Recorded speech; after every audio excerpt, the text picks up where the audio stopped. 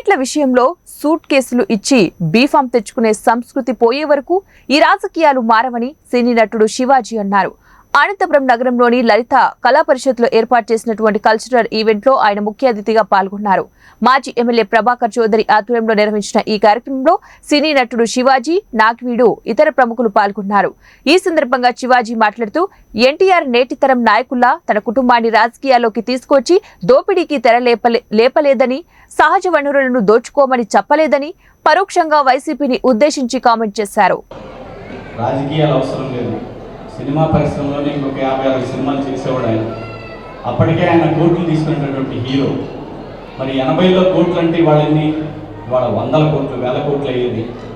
కాబట్టి అన్నగారు ఎప్పుడు కూడా డబ్బుల కోసం రాలా, తన కుటుంబాన్ని రాజకీయాల్లోకి రానివ్వాల. అన్నగారు ఎప్పుడు కూడా తన కొడుకుల్ని ఎవరిని కూడా రాజకీయాల్లోకి వచ్చి నాన్న మన కుటుంబం రాజకీయంలో ఉంది, అమ్మ నువ్వు చెల్లెలు బాబాయిలు పిన్నులు మొత్తం రండి, సహజ వనరులు ప్రకృతి వనరులన్నీ దోచుకోండి అని అన్నగారు ఏ రోజు చెప్పలేదండి.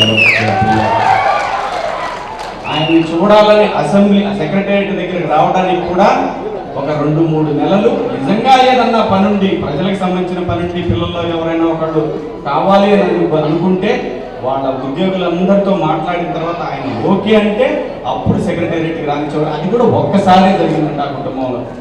చూడండి, ఇవాళ మనకి టోల్ గేట్ల దగ్గర కూడా ఎమ్మెల్యే గారు భార్య అంటే ఎమ్మెల్యే గారు రావాలంటే ఆయన చాలా సూక్ష్మమైన ఒకే ఒకటి కనిపెట్టి ఆయన ఎక్కడో అబ్జర్వ్ చేసింది, అవమానం జరిగింది, ఏదో జరిగింది అబ్జర్వ్ చేసుకుంటూ ప్రజలు నష్టపోతుంది చూస్తూ వాళ్ళందరికీ నేను ఏం చేయగలను, ఎలా చెప్తే అంటే లాజికల్గా అంటారు ఇంగ్లీష్లో, అంటే దాన్ని లాజికల్గా నేను ప్రొసీడ్ అయితేనే వీళ్ళని ఆకట్టుకోగలను, అప్పుడే నేను చెప్పింది వింటారు అని ఆలోచించి ఆయన దేనితో మొదలెట్టాడు. ఆయన ఆంధ్రుల అభిమానం, తెలుగువాడి అభిమానం, తెలుగువాడి గొప్పతనం, తెలుగు అనేది ఒక లాంగ్వేజ్ అనేది ఉందంటూ ప్రజల్లో చైతన్యం చేసి వాళ్ళ హృదయాలను ఓపెన్ చేశాడు ఆయన. ఎప్పుడైతే మనలో ఒక గుర్తింపు తీసుకురావడానికి ఒక నాయకుడు. ఈరోజు అనంతపురం ప్రభాకర్ చౌదరి గారు అన్నగారి వర్ధంతి కార్యక్రమాన్ని నిర్వహిస్తున్నాను, రావాలి సోదరా అన్నారు. ప్రభాకర్ చౌదరి గారు నాకు రాజకీయాల్లోకి రాకముందు నుంచి నాకు పరిచయం ఉంది. ఆయన రాజకీయాలతో నాకు సంబంధం లేదు, కేవలం అన్నగారి వర్ధంతి సందర్భంగా పిలిచారు. అన్నగారి వర్ధంతి అంటే భూమి మీద ఎక్కడున్నా ఎవరు పిలిచినా వెళ్తాను. సో అన్నగారు తెలుగు జాతి ఆత్మగౌరవం కోసం ఒక పార్టీని స్థాపించి ప్రజల కోసం సేవ చేశారు. కానీ దురదృష్టవశాత్తు అలాంటి నాయకులు ఈ రోజు లేరు.